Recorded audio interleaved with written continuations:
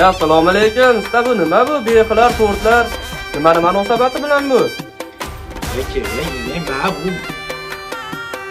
Bu xursandchilik kuni. Mana bexini tandirda pishirishni boshlaganimizga, mana parda pishirishni boshlaganimizga bugun 10 yil bo'libdi buni qarang. Qop-qorasi 10 10 yil yil bo'ldi. ichida ancha nimalarga erishdik, qancha odamlarga buni foydasi tegdi. Tomoq og'riq, angina gripplarga shifo bo'ldi.